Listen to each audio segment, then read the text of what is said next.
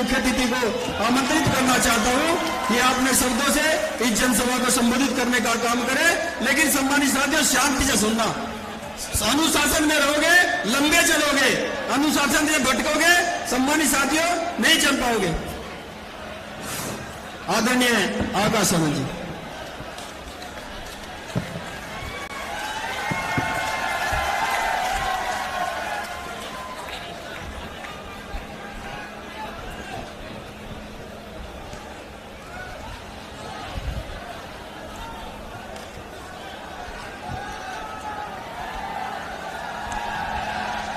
जय भीम।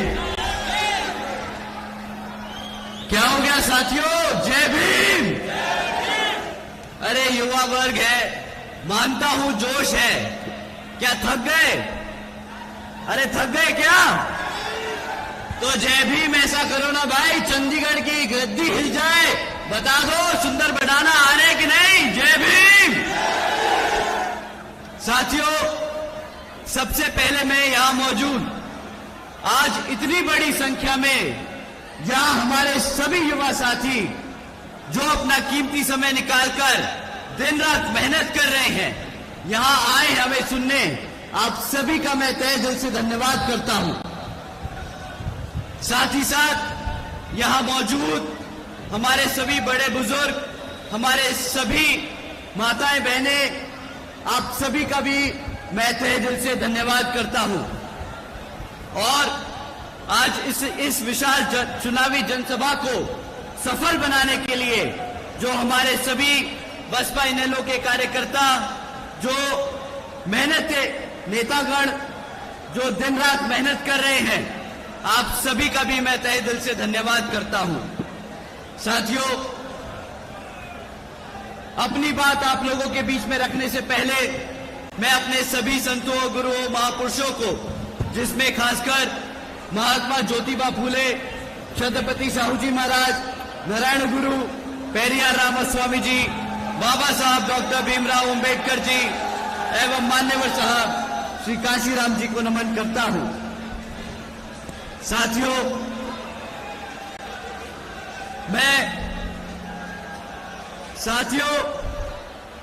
मैं बहुजन समाज पार्टी की राष्ट्रीय अध्यक्ष, वे उत्तर प्रदेश की 4 बार मुख्यमंत्री, वे पूर्व सांसद आदरणीय बहन कुमारी मायावती जी को तहे दिल से आभार प्रकट करता हूं, जिन्होंने अपनी पूरी जिंदगी बामसेफ, TS4, वे बीएसपी के जन्मदाता व संस्थापक मान्यवर साहब श्री काशीराम जी के बताए हुए रास्ते पर चलकर परम पूज्य बाबा साहब भीमराव अंबेडकर जी के मानवतावादी एवं आत्मसम्मान व स्वाभिमान के मूवमेंट के कारवा को अपने आजीवन त्याग, तपस्या व कड़े संघर्ष से एक नई राजनीतिक ऊर्जा, शक्ति व पहचान दी है तथा उत्तर प्रदेश जैसे विशाल व महत्वपूर्ण राज्य में 4 बार अपनी पार्टी बीएसपी के नेतृत्व में सरकार बनाकर खासकर बहुजन समाज के लिए एक ऐसी मिसाल बन चुकी है, जिससे करोड़ों लोग आज यहाँ हरियाणा में भी प्रेरणा लेकर सामाजिक परिवर्तन में आर्थिक तरक्की के मिशनरी कार्य से जुड़ चुके हैं। इतना ही नहीं, बल्कि अब मैं खुद भी उनके इस नेतृत्व से प्रभावित होकर बीएसपी मूवमेंट से जुड़ चुका हूं और उनके पद चिन्हों पर चलकर इस मिशनरी दायित्व, कर्तव्य व फर्ज को अपनी आखिरी सांस तक पूरी कोशिश करूंगा निभाने की। साथियों,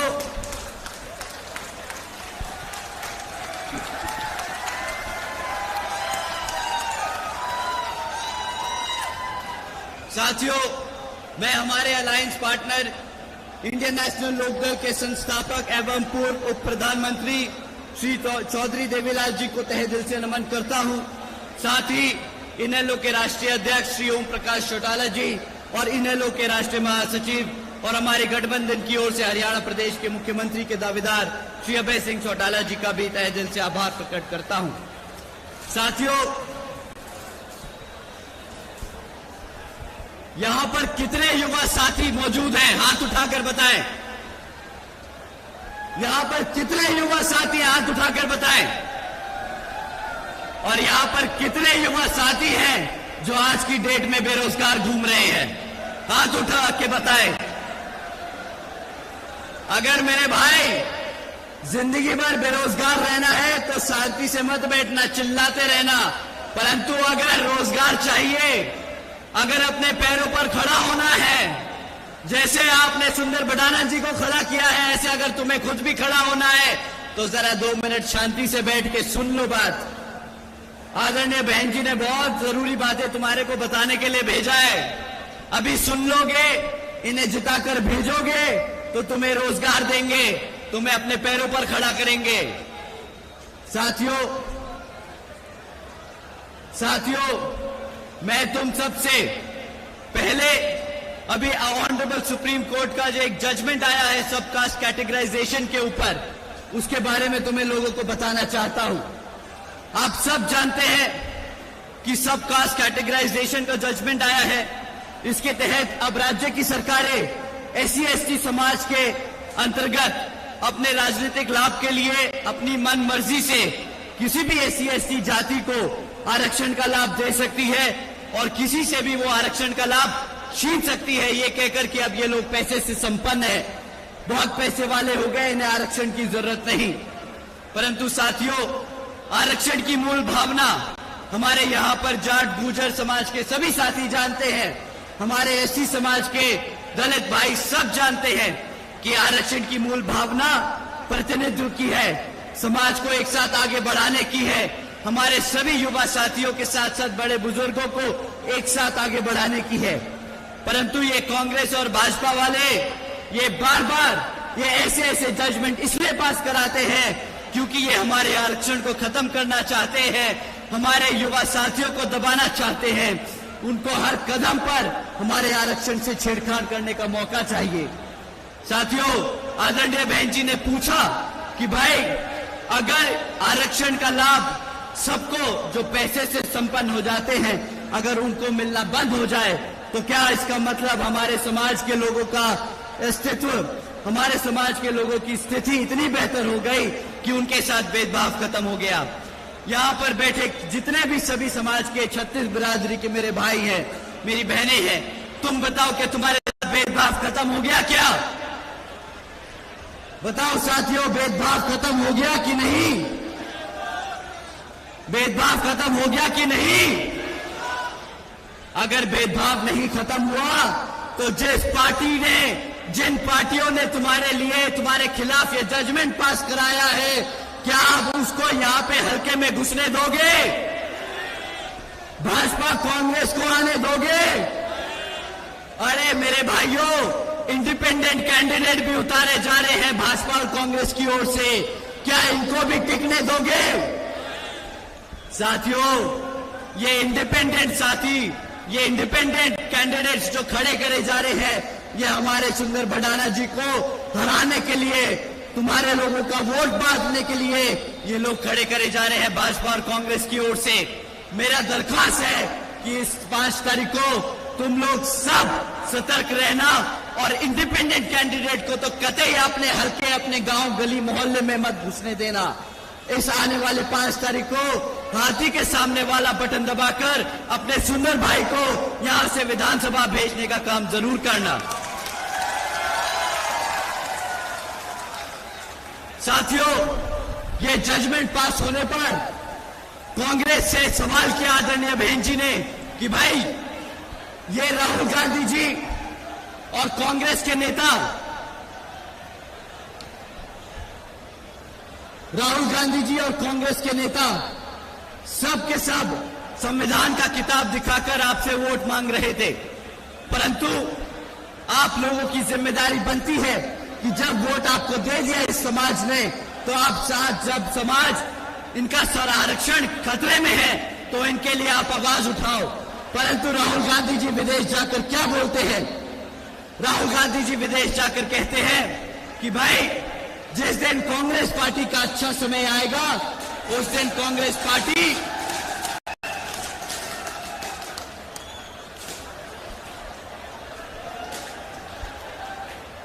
तुम लोगों ने आज ही जीत मना ली लग रहा है।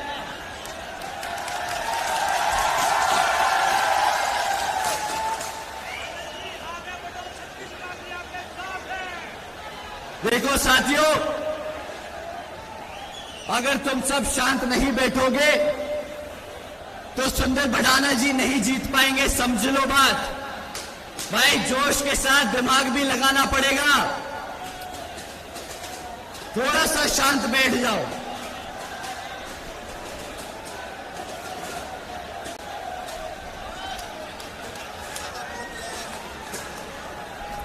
देखियो साथियों, राहुल गांधी जी से जब सवाल किया कि भाई संविधान को बचाने के लिए तुम लोग कहां रह गए, जब इस समाज ने तुम्हें वोट डाला, तो राहुल गांधी जी विदेश चले गए और बोलते हैं अरे जिस दिन कांग्रेस पार्टी का अच्छा समय आएगा उस दिन वो सबसे पहले संविधान में से आरक्षण खत्म करने का काम करेंगे। तो साथियों, जब कांग्रेस पार्टी की ये नीयत है तो आप बताओ क्या कांग्रेस पार्टी को यहां पर आप लोग जीतने दोगे कि नहीं? कांग्रेस पार्टी को जीतने दोगे कि नहीं? साथियों, उनसे सवाल किया था बहन जी ने कि भाई जब तुम जैसे लोग हमारे लोगों का आरक्षण छीनना चाहते हो तो आके सामने समाज में आके बोलो कि हाँ भाई हम तुम्हारे खिलाफ हैं। परंतु राहुल गांधी जी खुद अपने आप ये सवाल नहीं जवाब देते, वो समाज में प्रेस कॉन्फ्रेंस के द्वारा श्री खड़गे जी को आगे कर देते हैं। खड़गे जी ऊपर से एक कदम आगे चढ़ के बोलते हैं कि आरक्षण तो पंडित नेहरू जी और गांधी जी की देन है। साथियों, जो लोग बाबा साहब के आरक्षण, बाबा साहब के संविधान और बाबा साहब के मेहनत को, बाबा साहब के संघर्ष को नहीं पहचान सकते, नहीं समझते, ऐसे समाज के लोगों के लिए मान्यवर साहब एक बहुत बखूबी किताब लिखकर गए थे और इनको एक बहुत अच्छा नाम देकर गए थे। साथियों, मान्यवर साहब ऐसे नेता जो ऐसी समाज में रहकर हमारे समाज को बांटने का काम करते हैं, उसे बाबा मान्यवर साहब चमचे का नाम देकर गए थे। तो साथियों, ऐसे चमचों से सावधान रहना, ऐसे लोगों से सावधान रहना। साथियों,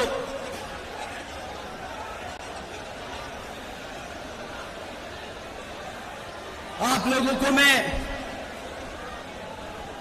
एक बात ये बखूबी समझाना चाहता हूं।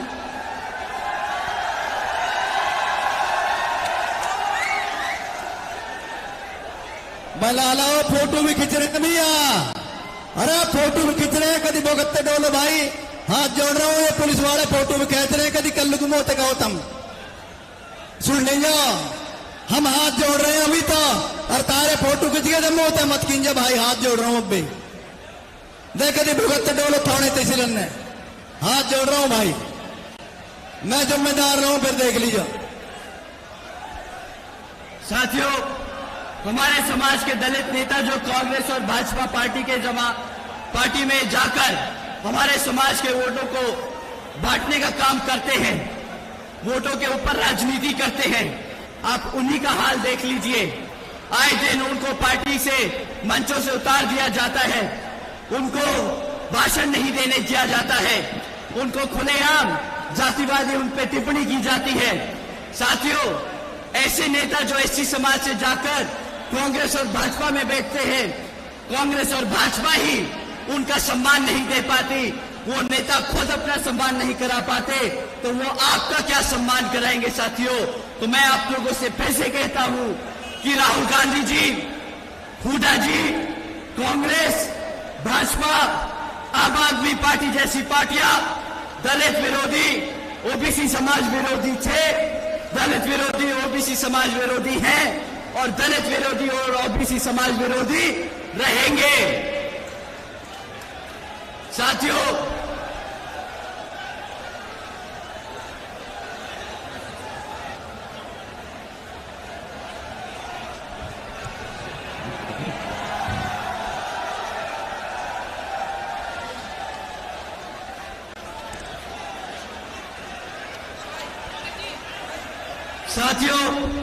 पिछले 10 सालों में भाजपा की सरकार यहां पर सत्ता में रही है और उनसे आप लोग 3 मुद्दों पे जरूर सवाल करना।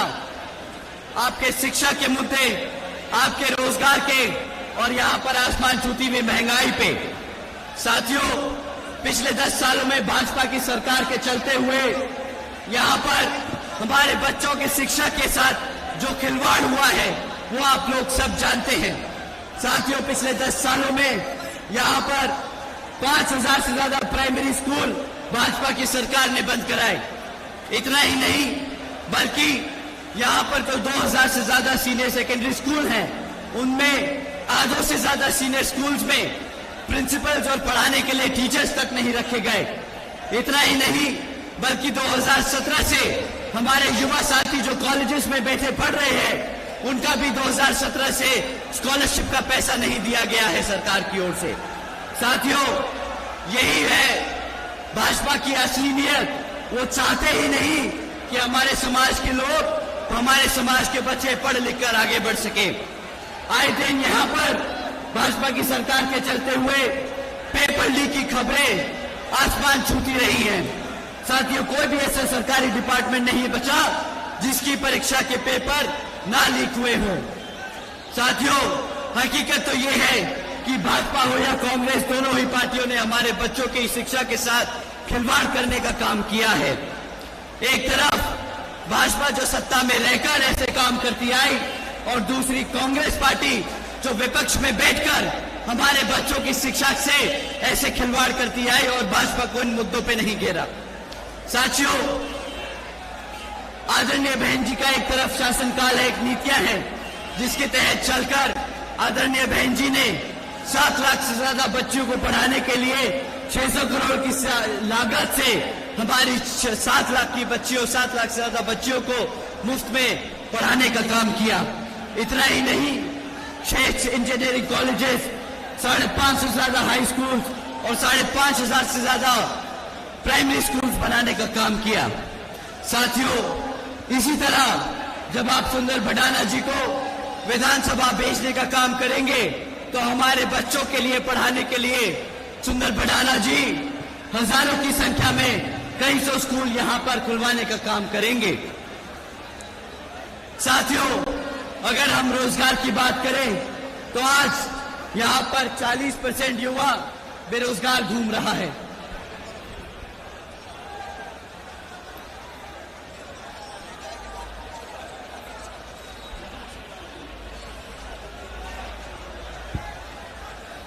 साथियों, मैं आप लोगों से दरखास्त करूंगा कि आप 36 की 36 बिरादरी आज यहां मौजूद है। कुछ लोग हमारे सुंदर भडाना जी का नाम खराब करना चाहते हैं, कुछ लोग यहां पर हिंदू मुसलमान करना चाहते हैं, परंतु मैं जानता हूं हमारे मुसलमान भाइयों को, मैं जानता हूं हमारे जाट गुजर भाइयों को, मैं जानता हूं हमारे दलित और सारे पिछड़े साथियों को कि वो सब बहुजन समाज पार्टी के अम्ब्रेला के नीचे, एक छत के नीचे एक साथ रहते हैं, एक साथ प्यार मोहब्बत से बैठकर बातचीत करते हैं और एक साथ एक तरफा बहुजन समाज पार्टी को वोट डालने वाले हैं। साथियों, आज अगर यहां पर पिछले 4 इलेक्शनों में बहुजन समाज पार्टी ने मुसलमान प्रत्याशी उतारा है और इसी भरोसे से आज हमने यहां पर सुंदर भडाना जी को उतारा है कि हमें पूरा भरोसा है कि मुसलमान समाज एक तरफा सुंदर भडाना जी के साथ यहां समर्थन में खड़ा है।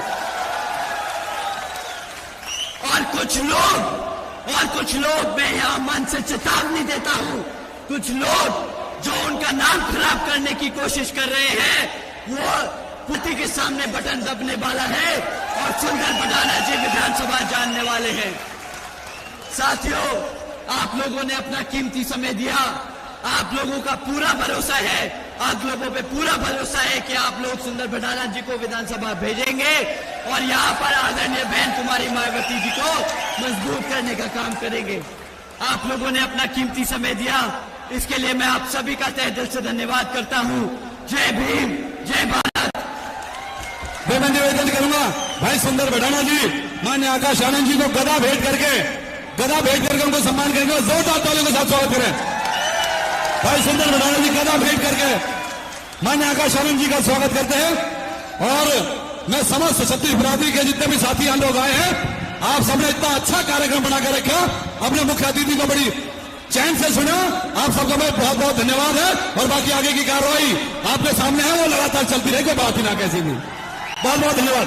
सुंदर बनाना, सुंदर बनाना।